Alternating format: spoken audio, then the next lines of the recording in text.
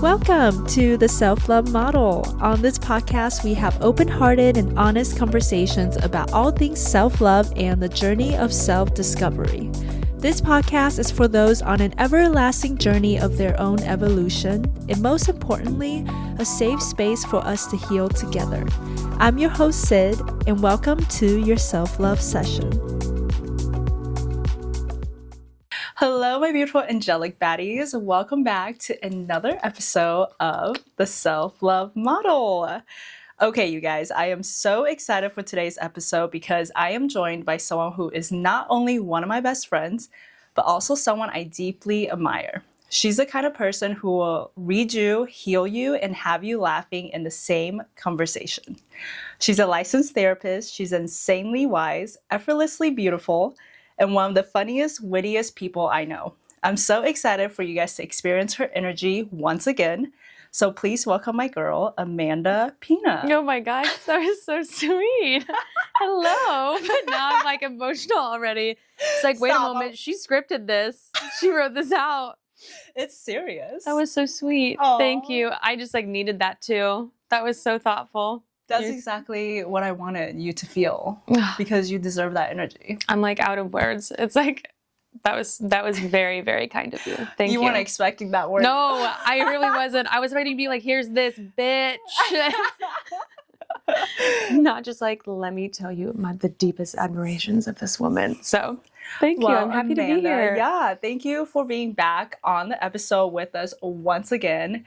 So Amanda is actually about to become a regular guest on the podcast.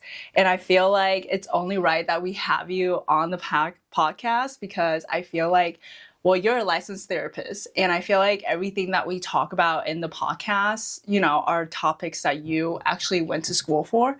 So it only feels right to get your perspective on it and to have your little stamp of approval and to also just dive deeper into the topics. Yes, I really appreciate that too. And I think that I was really reflecting on it, and I would like to believe that the insight from me also is just a cool way to see something from a different angle, because I feel like when I listen to your podcast, I can really tell that I'm listening through somebody who is working on healing, but then I interpret the information through a person who helps do the healing. And so I think about all those layers that you go through as helping somebody heal. And I think when you're there in the moment and you're going through it, you're not thinking about the things that you're working on outside of that specific skill.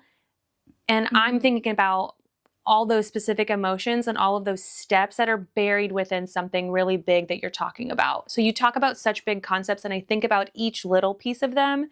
And so that's what I really like to bring to your episodes, because that's how I interpret it too. So I would like to believe it's very insightful and helpful on the journey. And I love that. And I'm not going to lie, something I've actually never told you is, something Amanda started doing was that every single episode, you would send me all your notes, your thoughts and everything. Mm-hmm.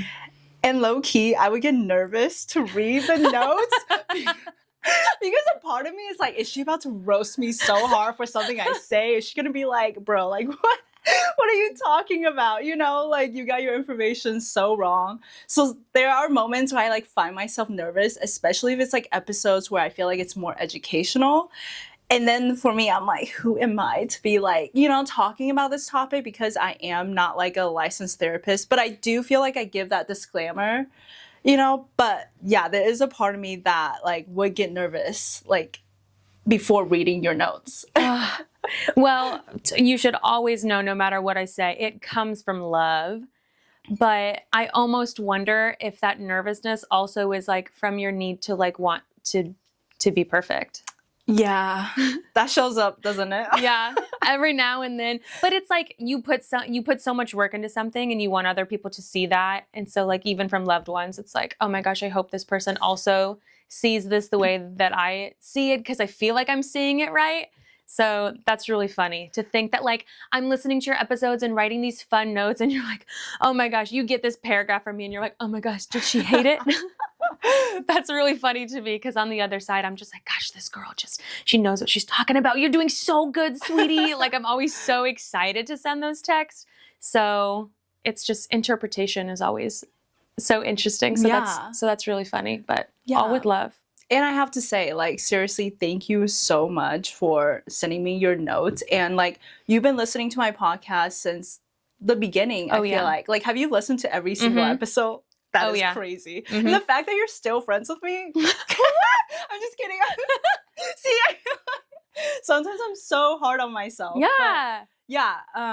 No, I like love that you've been listening to the pod like since day one. And I feel like there are moments when I can like doubt myself with the podcast, but just like having someone like you who like have supported me and who like takes her time to send me all these notes, you know, Berry boy, what are you doing? You're not the winner of the show. It's all right. But like for you to take the time to do that, like I really just have to give you your flowers because like it means so much to me to have you believe in me. Even like in moments where I don't believe in myself. So it's like really nice to have someone like you in my life. You're truly such a gem of a person. And I need you to know that. And I feel like everyone who's friends with you, like we all feel that way about you. Like just how you show up for your friends, like for Presley, like with her content. I recently saw like you helped her with that. Like you're just so supportive and like everyone needs an Amanda in their life. You're so sweet.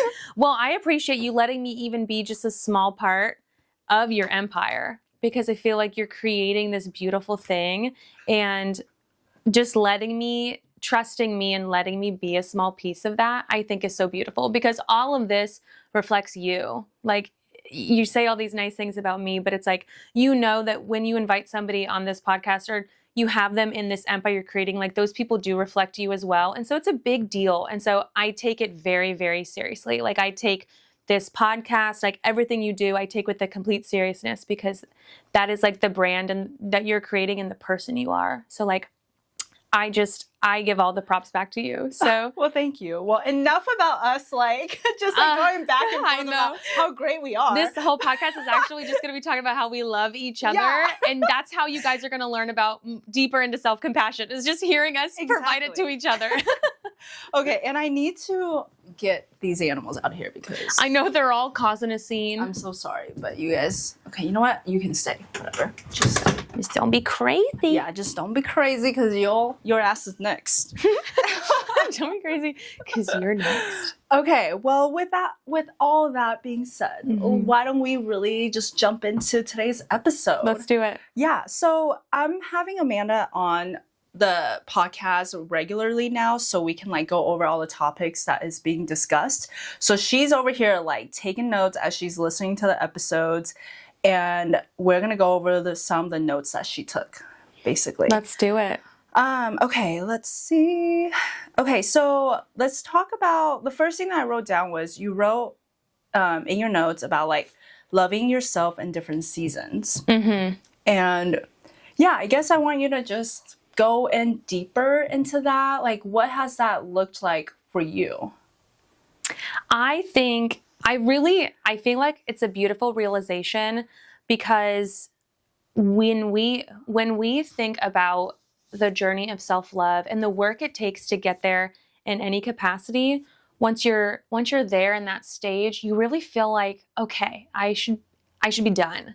I've like done that work and now I love myself and I believe that and that's that.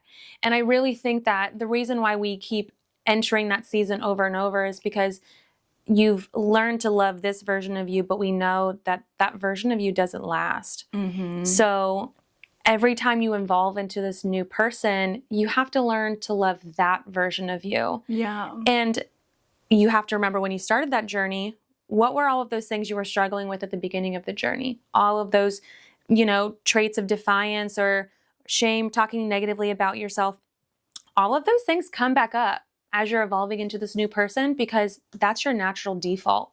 So these skills you learned right in the middle to be okay with this last version, you have to once again hardwire your brain to grab those things instead to learn to love this new version. But if you evolve into each version of yourself and your choices to kind of be a little resistant to it because you just work to figure out how to love this version, like it makes that work a lot harder.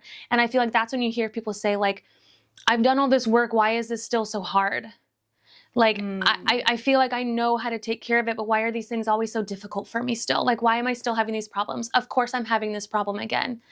And it's like, well, you're responding the way that you did when you were first working on this journey. You're not responding as this new enlightened version of yourself who's just experiencing change.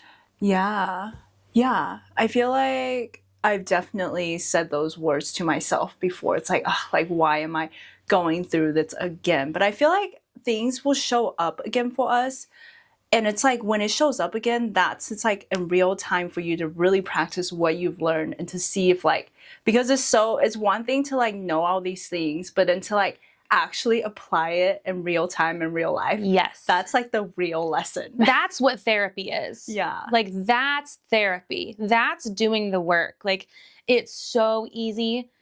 Kind of sometimes. It's so easy to like sit and learn these skills and be like, oh my gosh, yes, of course. Like this is what we do. That makes sense. I'm getting it.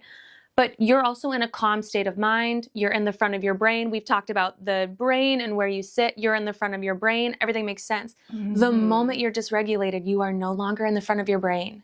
So you got to find the skills back there and bring yourself back. And so then everyone's like, well, none of these things worked. And it's like, well, this is where you have to really push yourself to try again, try harder, try something different. You know, it's like, of course they didn't work the first time, the second time. Like that's the point of learning, you know? Yeah. So do you have an example that you can think of, like what that has looked like for you? Like any real life examples? I would say, I don't know if I can think of one for me, and maybe it'll like come to me as like we go on. But the first thing I can think of when I'm providing therapy is using mindfulness skills to ground you first when you're dysregulated. So like the first step of getting through a hard feeling is re-grounding you. So when you're experiencing something, you got to be able to figure out what skills you can use to calm yourself back down and then attack whatever's happening. It's really hard to problem solve when you're in that really reactive brain. So I think about, you know, teaching box breathing, teaching sensory skills, 5 things you can see, 4 things you can touch, you know, 3 things you can see, you know, like you think about all of those skills you use, journaling, like all of those are grounding skills in the moment. Once you've done that, then you can come back and then you can attack the skill. And it's really hard to do that when you're dysregulated. I constantly have people come back and they say, well, none of those things worked and I just cried all night. And I'm like, well, how long did you try to journal? Like, what did it look like when you started? Well, I didn't even get the book out. I was too overwhelmed. Okay. Did you attempt looking at a wall and deep breathing? No, I just laid in bed and closed my eyes. Okay. And I don't use that voice as like a mocking voice. That's like an overwhelmed voice. So I'm in no way mocking anybody when I talk like that. I'm realizing I'm talking different, but I'm like, I hope people don't think that I'm like insulting we're people. Just animated. Yes, I'm just animated right now.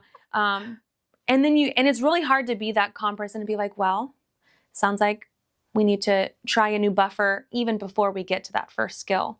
But you hear people say that all the time. And so I would say that's like a really good example of people constantly come back and it's like, well, it doesn't really sound like you fully tried the skill. And you got to give a little tough love. You got to be a little direct and unbiased where it's like, I hear that you're clearly still super dysregulated, but like, it also kind of sounds like you let being overwhelmed win in that moment. And next time, I want you to try again. Doesn't mean it didn't work. You just didn't give it a chance to work. I need you to go and I need you to try it again. Right. That can feel very frustrating because you want to be given a new skill every time. You want to be like, that didn't work, let's try something else. That didn't work, let's try something else. But until you really commit to trying at least the first thing, I can't move you on to the next thing yet. So then for you, do you have a practice that is like your go-to when you find yourself dysregulated? I think taking space always feels really helpful. So if I can in any way, like if I have to be in a space where I'm still surrounded by people, I like mentally need to check out for a minute, or I need to like step to the side. I need to like separate. Dissociate. Yes. I need to either dissociate in the moment around people, or I need to like step to the side, and I really just need to have a moment to myself, and breathing is very big for me. And so the way that I will practice breathing as a mindfulness skill for me to keep myself in the front of my brain is I will inhale for 6 seconds, I will hold for 4 seconds, and then I will exhale for 8 seconds. And then you do that for as long as you need to. And while I'm doing that, I am reminding myself I am safe. And I'm saying that in my head in between every single one of those steps.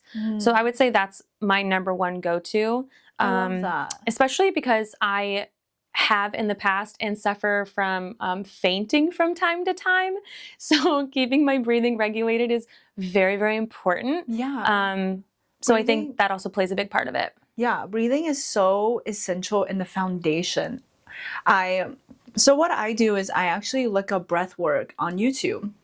So sometimes instead of my meditations, I'll do breathwork sessions just to like switch things up. And in the breathwork sessions, he'll have you hold your breath, like exhale and then hold for like a minute sometimes. And it's like, you really got to practice to be able to like hold. I've done them with Chris before, and he like can only do it for like 20 seconds, you know? But it like really takes you into a different state. And I think that is something they should teach in schools. Like when you're in like kindergarten or even elementary school, I feel like they should teach breath work and just like how to breathe correctly. So many of us are like shallow, like breathing really shallow. And I feel like that keeps us in that like fight or flight. I agree. And I don't have any children, but I have lots of friends who have children. And I would say, especially with Presley's kids, because I spend so much time with them, they're just like an extension of me. I love them so much. I always tell her, God forbid something would happen to her and Adam, but I would steal those kids in the night.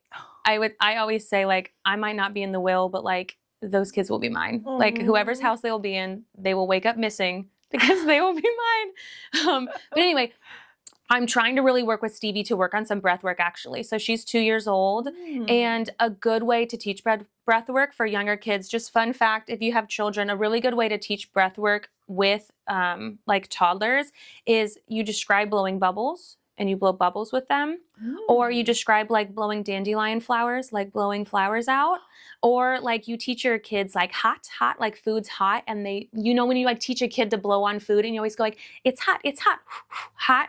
It's teaching kids to blow. So you talk about things like that. So I'll say like, okay, and especially, and it's hard when they're really in that moment, but you got to be like, okay, big breath, we're blowing bubbles. Oh. And you're teaching kids very young. So it is still hard in the moment. They are dysregulated, but if you show that in all the different stages of their day, when they're in a good mood and when they're in a bad mood, I'll bring it up to her. Sometimes it works, sometimes it doesn't, but it's just helping her realize this is something to do when she's dysregulated. So those are just some tips on how you can teach children sooner that are very easy. I loved that. That was such a good little tip for you mamas out there. Yes, for all the mamas, teach your kids to take those deep breaths. It's hard. They're screaming, but if you're sitting there and you're doing it over and over, while they're just kind of going through it, like it does click. It is hard, but like they do see that and mirror that. And I have a friend, Maddie, who's a children's therapist, and she's like a baby children's therapist. And again, like those are skills that she works on with them, as well as tons of other things. But those are very common skills that you can teach children at all ages when they're toddlers. Okay, I love that. I'm definitely going to be doing that when I have kids. Yeah. You're going to sit, I imagine your child will also be sitting crisscross applesauce with like a pair of noise canceling headphones on, and will just be in tune. I can see it now. Okay, and then the next topic I want to talk about is visiting old places with new eyes. That was something else that you wrote, and I feel like we've also talked about that before.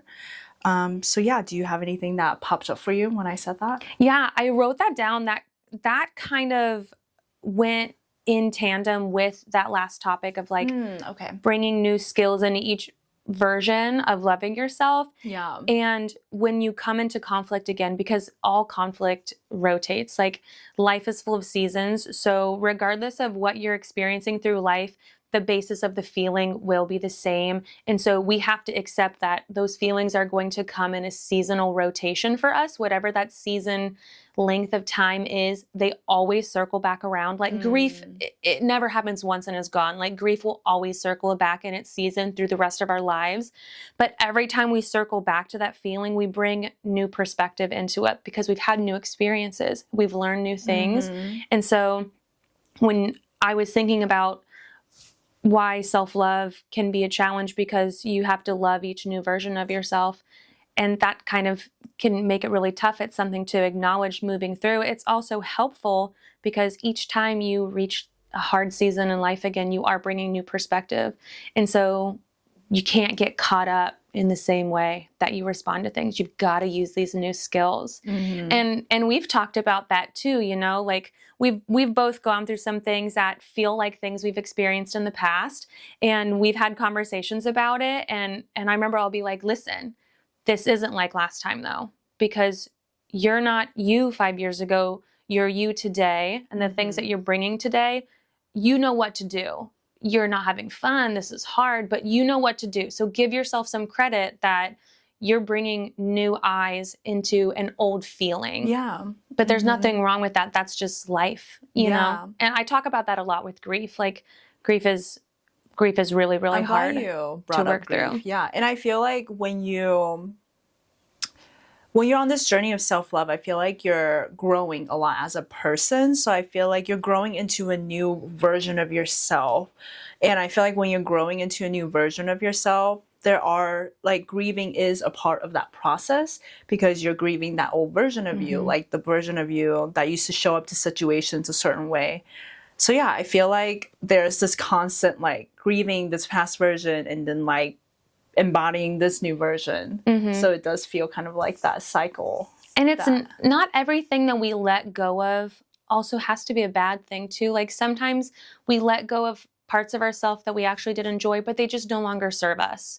They just no longer make sense in the life that we're living, you know? And I think that's where that grief comes too. Like there are times, it's such a silly example, but I mean, I used to love going out. That was like, I love being around people. I love to dance. Like, I could definitely see that. I love a nice little drink, you know, like I really enjoyed being out and about. Like we were outside in our 20s. And the older I've gotten, regardless of like everyone's life looking a little different, my body just unfortunately does not like handle alcohol the same way. Or being in a super, super loud room can sometimes you just get overstimulated. Yeah. And so unfortunately, it was a part of my life that didn't necessarily cause any issues and I did enjoy, but it no longer serves me. So we are still outside. We just make the celebrity appearance every once in a while. That's what we say. Yes. And we gotta we make sure that we're hydrated before we go out. We make sure we've had at Exactly. least 2 full meals. The shoes we're wearing are comfortable. Is there seating available in the place we're going? Like we have to really. What's the parking like? Yes, I don't want a carpool, but can we show up at the same time? Like, you text me the second you leave and I'll text you the second I leave. And if they don't line up, I'm turning around and I'm going home. So it's an example of like, just because something also seems like a positive, like sometimes we do have to be realistic and we have to let those things go too, because they just don't align with us anymore. So it's tough. It's tough being honest with yourself about moments like that. And I actually have a quick an example that like came to my mind is like loving yourself through different seasons, because there are seasons when you're like growing. Sometimes growing can happen in like isolation. So I've had seasons, you know, just last year, I feel like my life looked really different because I had like a whole different group of friends who like were like my family. So I had like my core group of friends. These are people that I thought were like, I'm going to grow old with them, you know? And that obviously did not happen the way I thought, and things just changed a lot, you know? So I've found myself recently, like, not even just recently, I feel like ever since I went through all that change, just, you know, grieving that old version of myself and yeah, those friendships that I had. But then also because of what I've lost, I've gained like something beautiful. And I've said that to you too. You know, I've gained uh, a beautiful friendship with you and Jamie. And you guys have been like really, like, I feel like you guys have been such a rock for me through this transition in my life. So it's like sometimes I will sit and like just look at my life. I'm like, whoa, it's just like really different than like how I imagined. And I also just like, I'm such a firm believer that everything happens for a reason, because since I've become friends with you guys, I was actually just telling Chris this last night and I was like, I need to tell him this. I feel like things that I've had on my vision board are like coming true since I became friends with you guys. Yeah. What? And like, that's how I feel like I'm like where I'm supposed to be, and that you guys are like my people, because I feel like when things all just align up, like things that you want just like starts to happen for you. You know how I'm spiritual like that. But yeah, I had like a vision. I had this picture on my vision board. Not even, it was my vision board from last year. It was like a picture of like girlhood, sisterhood, and it was like girls like kind of in a circle dancing. There's an exact picture of us doing that on my birthday last year. Yeah. So that's like the same picture. And then us going to Bali later this year, like doing the yoga thing, that was like a picture on my vision board. And then like, oh, okay, hold on. Well, my camera is so good right now, so we'll let it keep going. But yeah, so that was on my vision board. And then the fact that you're so into my podcast and that you're willing to do the podcast like with me for different segments, like this is what I wanted. And then Jamie's into fitness, so it's like I can do that stuff with her. So it's just like, I'm like, man, I really like, I'm set up. I love that for you. Yeah. It's like the rebirth involves something breaking apart to create something new. Yeah. And I feel like it's also important to remember, and just in general, when you do have those changes, it's okay to grieve those things and also really see that you bring new perspective into every new thing too. So you brought new perspective of Jamie and I you brought a new perspective into how you viewed the friendship with Jamie and I based off of what happened with all of them. Because you also really just want to make sure that the people in your inner circle are your people. And not just people that you enjoy spending time with. And I feel like that's something you really realize as you get older. There are people that you enjoy just like hanging out with, being acquaintances with. There are people that you don't mind catching dinner with every now and then, kind of like catching up. And then there are people that you want to hang out with in your sweatpants, like watching TV in silence for 3 hours. And all three of those different types of people are 100% okay. But you can't spend time with people who are just acquaintances or just the ones you catch up with every now and then and pretend like they're best friends.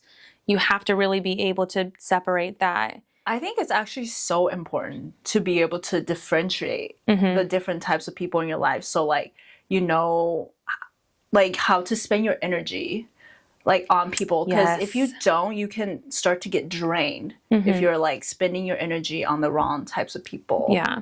I feel like. And the ones not pouring back into you the way that you know you need to thrive. Because it's like, those people are still solid people in your life. They, you know, there is still a two-way relationship, but it definitely looks different because the things that they give and the things you choose to give are kind of more based off of convenience and not off of like the beautiful burden it is to want to care for somebody and the burden it is to, and it is a burden sounds like a bad word, but the burden of loving somebody is an honor.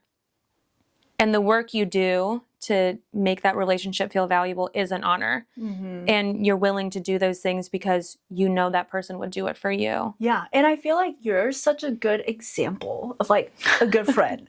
Like seriously, I need to like start just saying what I'm just girls. We're just girls. Okay. Let's see how long this goes for this time around. Let's do it. Okay.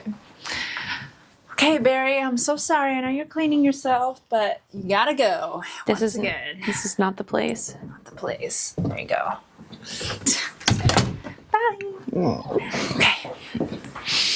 Well, I broke up the episode into like 2 segments, and I was hoping we would have gotten through the first segment. We didn't? No.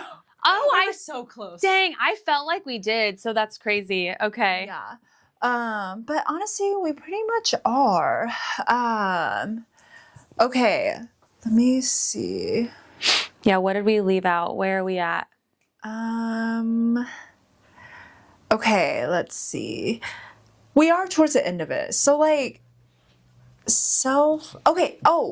another thing I wanted to touch on was self-awareness. You mentioned the notes, like just talking about like accountability and shame, and you also wrote like the one skill to combat it. I don't know if you remember. Okay. Yeah, let me pull my note up too on my Yeah. phone just so I can look at it as well. Because I really like that little part that you wrote about it, and you also talked about like defensiveness with accountability Yeah. as well. Yeah. So I thought that whole thing was really good, and I would love to like hear you like dive deep into it for us. Yeah, that was really what I wanted to talk about too. Okay, Like perfect. at the very end, what I really said, not to like jump ahead, but truly I feel like the link between self-awareness and self-compassion is accountability. Accountability is not only understanding fully the experience that someone else is having on something we've done, but then it's also being aware to then change that behavior. The step of changing the behavior is all accountability. It's truly nothing can be done to change something that someone is asking you to change or adapt or understand or to listen to if you're not willing to hold yourself accountable. And I think that that's where people really lose themselves, because when you think about the goal of being self-aware, obviously, is be able to notice your patterns. You know, like we're saying in this episode, notice your patterns, notice the things that are working, that are not working, notice when those things are coming up, switch that narrative for yourself, use the skill. Like that's all the purpose of self-awareness. But none of that can happen if you can't look at yourself and say, ooh, I'm doing it in that moment. Now that I've acknowledged it, I need to do something about it. Yeah, like and being honest with yourself. And that's accountability. Like that honesty comes from you holding yourself accountable. And I feel like a lot of people can be very skilled in enough of this information to kind of like get away with lack of accountability. So I feel like it comes up in the sense of reflection. So let's say, maybe not with yourself. Let me say like when you're in a situation with somebody else, there's a conflict, something has happened, a feeling needs to be expressed. You sit there and this other person who needs to work on that self-awareness, noticing that they're doing something maybe they shouldn't, or maybe their partner or their friend is uncomfortable, they choose to still do it, now they're bringing it to them. That self-awareness is there because in the reflection they're like, I hear what you're saying and I shouldn't have done that, and I was really upset and I'm really sorry. Like I'm hearing what you're saying. I would have felt that way too. Like I care about you. I didn't mean to do that. And then they do it again a week later. There's no accountability. So the accountability is that piece where it's like, well, okay, but this is different because then this happened and I was also having a harder day that day. And it's like, well, no, because the accountability is that I'm still experiencing the same thing. So you still need to be accountable for how that happened. You saw it, you knew it was happening. That's where the accountability comes in. So I really just believe that without you being able to really look at yourself and to be able to comment on those things rationally without then attaching the shame to it, that's where self-awareness really happens. So it's like, if you feel like, oh, I'm very self-aware, I know when I'm upset, I know when I'm not upset, I know if I'm going to be in a good mood, like, oh, I didn't get a lot of sleep, so I'm not going to be okay today. Like all of that is self-awareness, right? But you're not going to do anything to change your behavior to then not have those big dips over and over through the day or through different experiences of different people. It's like, it's because you're lacking accountability within your self-awareness. You know, if I know that I don't get enough, if I know that when I don't get enough sleep, that I'm really grouchy in the morning, if that happens, it doesn't mean that I then have the right to be really rude to the first 3 people that I talk to. And then say, oh, it's because I didn't get enough sleep. Exactly. Like that doesn't make it okay. That's accountability right there. Accountability is being like, hey, you're trying to talk to me right now. I'm in a mood right now. Like I need a minute. Like I need you to let me have a minute. And then I hear what you're saying, but I need to come back to it. Right. That's accountability. And so then you can Yeah. come back and be like, hey, thank you for giving me a minute. I was feeling really grouchy this morning. That had nothing to do with you. That was a me feeling. Like, I'm here. You were telling me this. Like, please continue. Mm-hmm. That's also accountability. So you really have to partner those two things together. Yeah. So I feel like what I'm hearing is that with self-awareness, there's like two parts. There's one part where it's like you being honest and knowing something about yourself, being aware. And then the second part is actually being accountable. Yeah. I like that. To then do something about it. Whatever that thing is, it can be anything. But it's then to do that action that you know you need to do, whether that be a positive thing or a negative thing based off of what you were aware of. Yeah. Yeah, exactly. Okay. I love that. Thank you for explaining that. Yes. Okay. And then you also said you really liked what I said about like the why or what statement. Do you want to also dive deeper into that? Yes, because I feel like this is a really good way to, once again, attach feelings to what you're doing, because you're using a skill. And if you're creating something from nothing, I think that as long as it's working the way that you want it to work, that can be a good thing. But I think really knowing where specifically rooted feelings are coming from, they make such a big difference on you having control of yourself. I think a really good example of this is Brené Brown. She's a famous social worker. She's absolutely amazing. She is the guru of shame and vulnerability. She's got TED Talks. She's got books, podcasts, everything.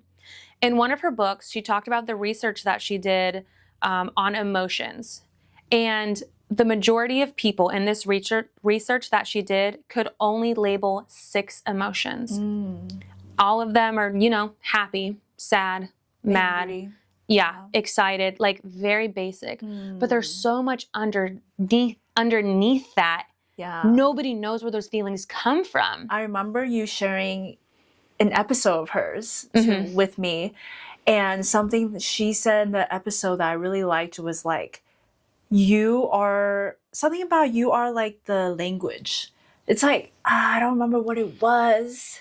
I wish I could remember the specific quote, but it was something like, so the more you learn about different types of emotions, the better you're able to understand yourself, because there's a word to what you're feeling. So Yes. It was something like she was saying how our language can limit us or expand us. Yes. That was essentially what the quote is. And a perfect example to break that down even deeper is like, for example, in general, we all have kind of default emotions when something tough is happening to us. So you meet people whose default is anger all the time. You meet people whose default is sadness all the time. Like, I would say that my default when lots of things are happening is definitely more sadness. But it doesn't mean that I'm sad. You can look at me and you can see that I'm visibly sad, but what I'm actually feeling is like confusion, or maybe what I'm feeling is disappointment.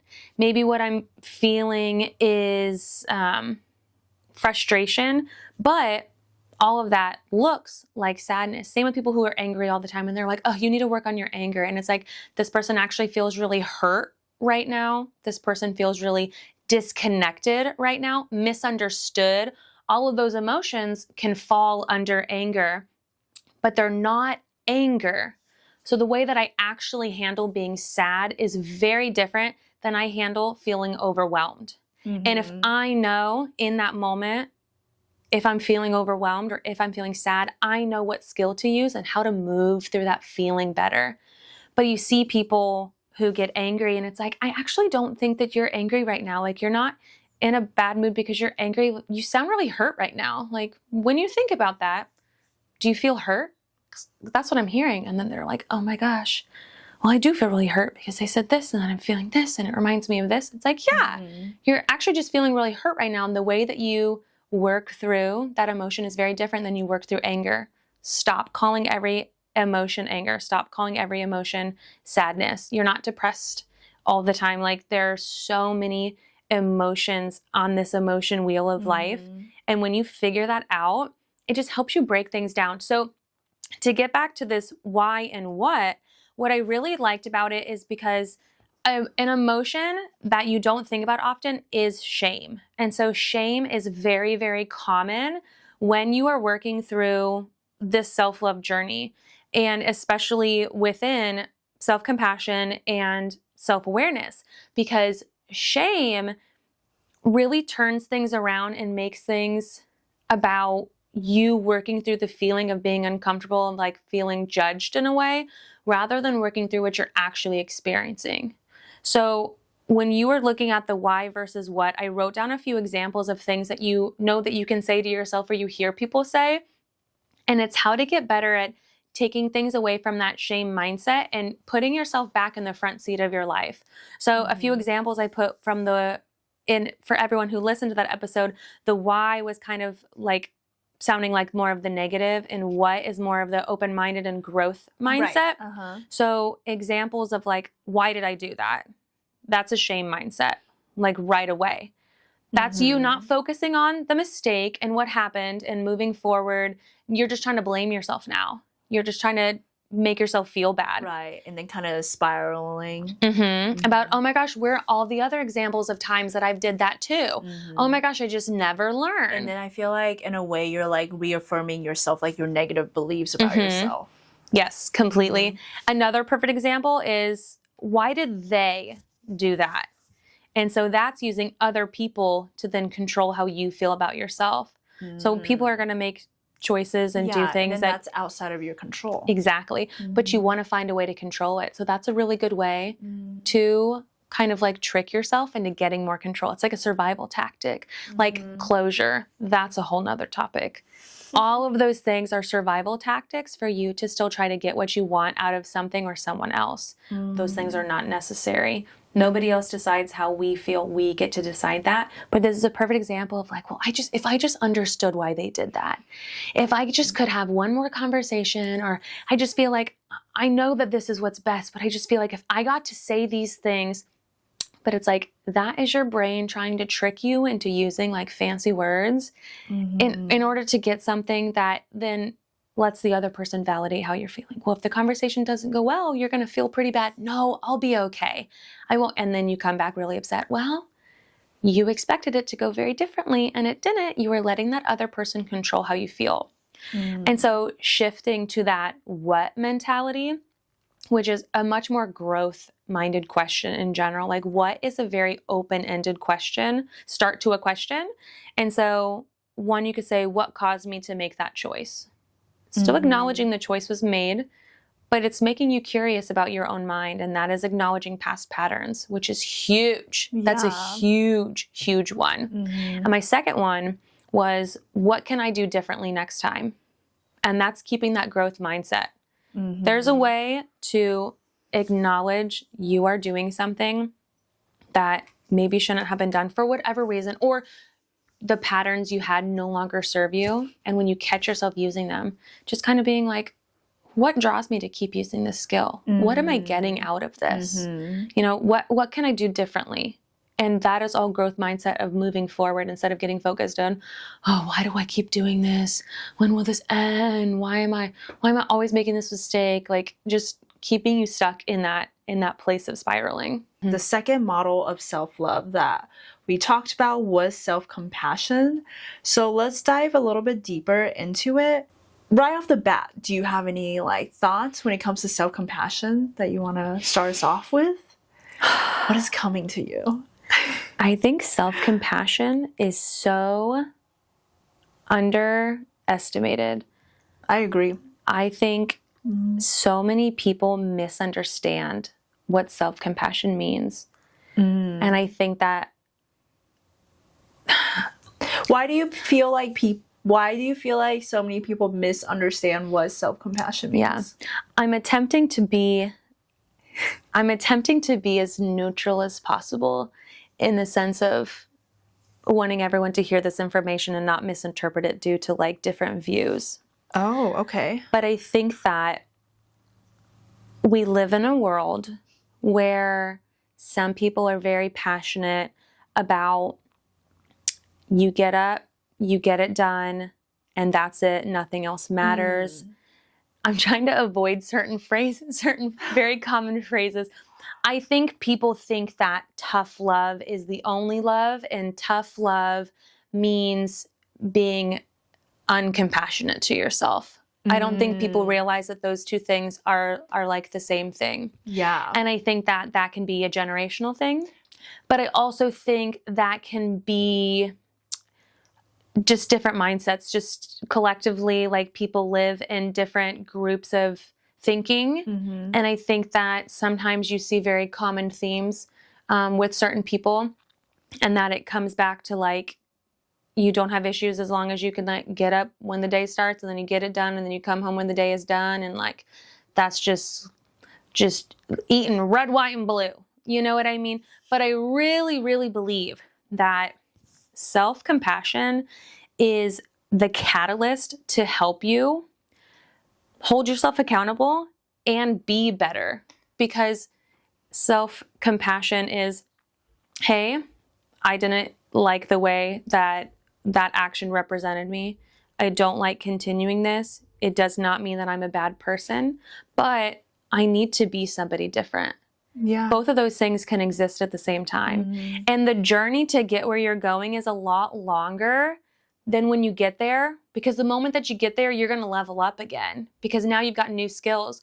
So if the whole journey that you're on the way to something, you are your biggest bully, and then you get there, what are you enjoying? This person you've brought is like your worst enemy if you make a mistake. So like, why would you not want to be kind with yourself while also being realistic and holding yourself accountable? Yeah. And like knowing you need to change things while also being like, but you're a human and you make mistakes and that was a bad choice, but I'm going to see it next time, and I'm going to be ready, and I'm going to keep going. Like, why would you not want to do both? Right. You explained that so beautifully.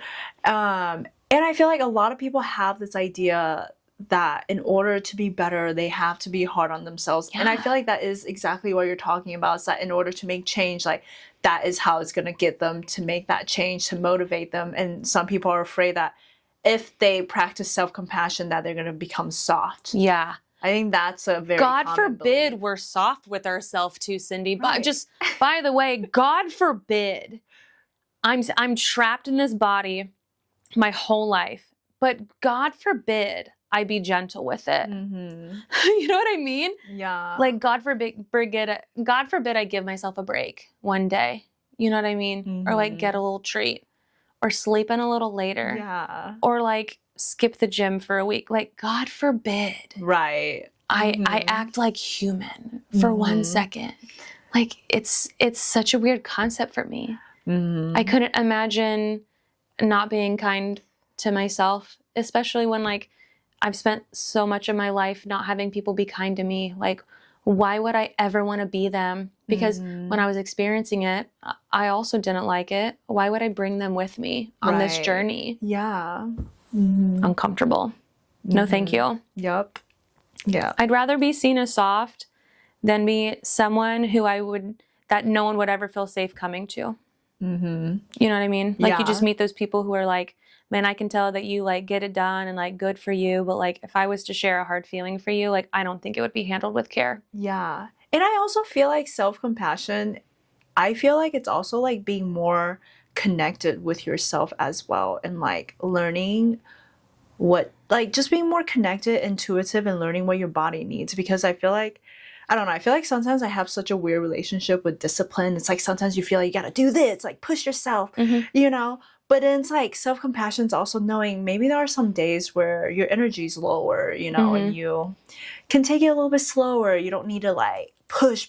Like listen to your body. If maybe in a day you feel like, you know what, I feel like I need to rest today. I need to sleep in an hour longer. Like being okay with that and like listening to yourself instead of just constantly like pushing yourself. And when you're pushing yourself, which is very normal and very healthy, if you don't meet the goal that you set for yourself in that moment, that is also okay. You know, it's like, you can be like, no, you can do it. I believe in you. You know, like one more rep or one more meeting or one more email or one more skill. And then if you don't, you're like, well, we tried in that moment. And that's what, you know, next time we'll tell each other the same thing and we'll see if we do it next time. You know, it's like you can still put those two things together. You don't have to put an insult at the end of any like moment where you're trying to push yourself. An insult doesn't have to end it. You can just kind of be like, and that's okay. That's how I end a lot of sentences. Honestly, me too. I know it seems kind of funny in the moment. And I remember when I used to talk about it to Jamie, she would kind of laugh at it, not like not taking it seriously, but like not understanding like the seriousness of that phrase. Like, you say something that's very true, whether it's a good thing or a bad thing, and then you say, and that's okay. Like, I didn't like how I showed up in that moment, and that's okay. I don't like the way I look in this outfit right now, and that's okay. You know, I knew that I should have attended that meeting, but I didn't have the energy, and I skipped it, and I feel bad, but I'm a human, and I needed that time today, and that's okay. So really, like, you've got to start giving yourself the permission. And that's actually a good way to give yourself self-compassion without needing to get all crazy with it. Like, you don't need to, you know, be like, you are the sunshine to my earth and my wings, and you are, you can just be like, that's okay. Like, you're a human and you make mistakes. Like, that is the definition of self-compassion. Maybe that's something you guys can practice, is just adding, and that's okay. Yeah. At the end. If that's what you learned from this, add, and that's okay at the end to it anytime you say a tough sentence to yourself. Yes. Also, I just have to say, my favorite part of your notes was you saying how comparing I already know. Comparing compassion to ass clapping is so poetic. Yeah. It was, I mean, like a tear dropped. I was like, this girl just knows how to speak to the masses. I was like, God, she just gets it. I know. And I think this is another really cool thing about you, and like your openness to be vulnerable, but also like really find ways to tie this into everyday moments as well as big concept, because it really reminds you that these skills aren't just for when you're in the bottom of that hole in your darkest place. Like, these are everyday skills. Yeah. These are things you can think about in the grocery store when someone kind of rams their cart into you, or they're hanging out a little too long in front of the sauce containers, and you're like, my dude, I just need verde and then I'm gonna leave. And it's like, these are all skills that you can use at any point in life. And it was beautiful to compare it to ass clapping, but just like, my God, she just knows how to like bring it down. Like, you just know how to bring it down into every day, and you're so willing to share all those details to make it make sense to everyone. It's just a beautiful quality in you, but it just was so funny. Yeah. It just made me laugh. You make me laugh. Well, good. You make me laugh. But I feel like my podcast, I feel like it's like for dummies, you know, like all the concepts I talk about, I try and break it to like for dummies, self-compassion for dummies, you know? So I feel like it's by bringing real life examples that like we can like better understand a concept. Yeah. And for me, that was the most recent thing that happened. I was like, what example can I? So, yeah. And she did great, guys. I was there. She did great. We're taking another one tonight, which I'm so excited. It was a good one. Okay. Compound movements. Yes. It was a good one. And then I want to end this segment by just saying I love the conclusion, and like you saying that like accountability is the link to self-awareness and self-compassion. I feel like accountability has been like a big thing for us today. So yeah, I feel like that is pretty much everything. Was there anything else that you feel like we didn't talk about? Anything that you feel like you want to dive deeper into? Oh, you know what? I actually think that I would prefer we didn't talk about common humanity at all. Oh, okay. I think if there's anything I kind of want to wrap up on to make sure that it's brought in there is when you were talking about self-compassion during that part, you were talking about, refresh my memory, it was the 5. It was the 3 elements. The 3 elements. It's mindfulness, common humanity, and kindness. Yes. Gosh, don't you just love the whiteboard? The whiteboard is wonderful. We didn't use it today. I know. But I guess we just read it, so we are using it now. So before we end, I would say I want to touch a little bit on common humanity, because I feel like it's another very good example of reminding yourself that your experiences are yours, but the feeling that you're feeling other people have experienced in life. And common humanity is, you know, something you use in yourself. And that's why I wanted to bring it up, because when you talked about it, again, you were really reflecting towards the common humanity that you have for yourself. But when I hear common humanity too, I also think it's really important. Common humanity is the way that you view and interact with other people and what that then does for you as well. So you can kind of hear it both ways, what you give to yourself, but also like what you're willing to give to somebody else. You said like getting out of your own bubble, and I liked that. I think that, and this is a very hard concept too. So again, I know that when I say this, it is very hard when you're in the moment, when you're experiencing maybe really hard personal things. But the moment that you experience something really hard, your body naturally is in that place of experiencing something new. And you're the only one in this moment, which is true. You're the only one that's living in your body. You're the only one experiencing this exact list of circumstances. But the feeling that comes out of that is something that other people have felt.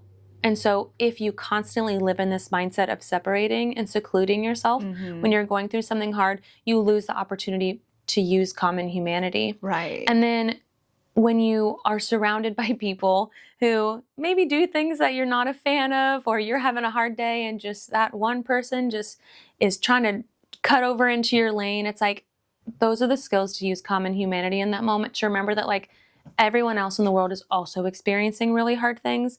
It doesn't mean that you don't also deserve a space to yourself, but it's like, we are not alone in this world. And like you say, you get back what you give.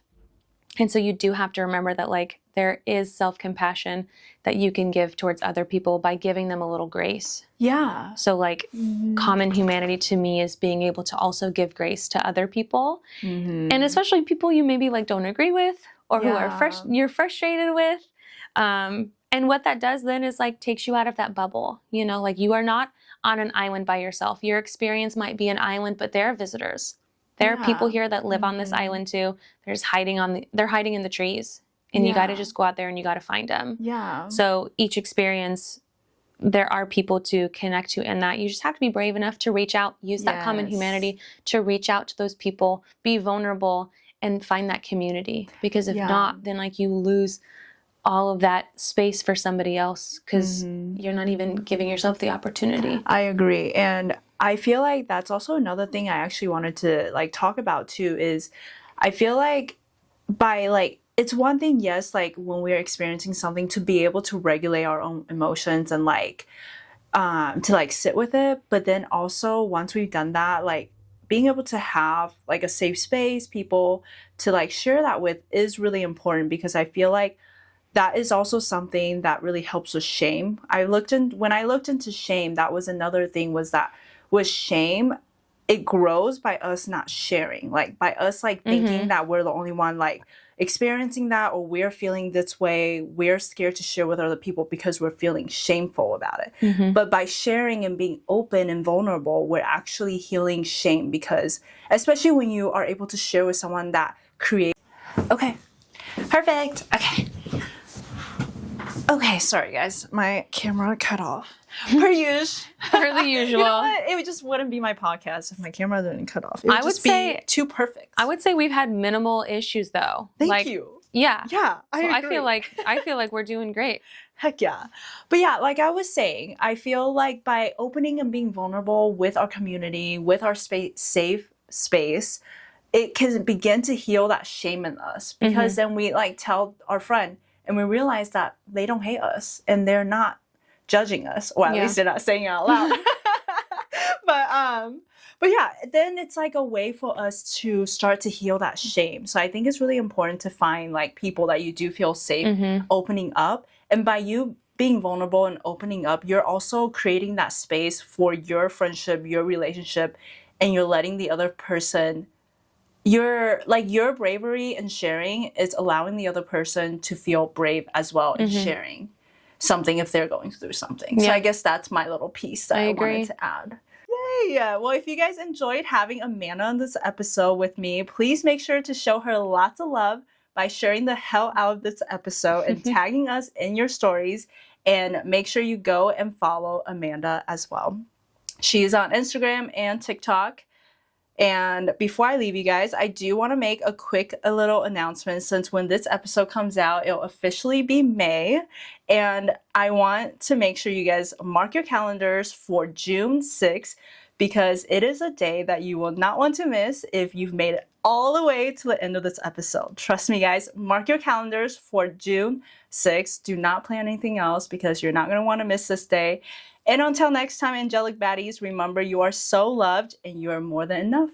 Yes. Cindy, one more question though. You can't sign off yet. Oh gosh, what is it? Is you healing? Is you healing?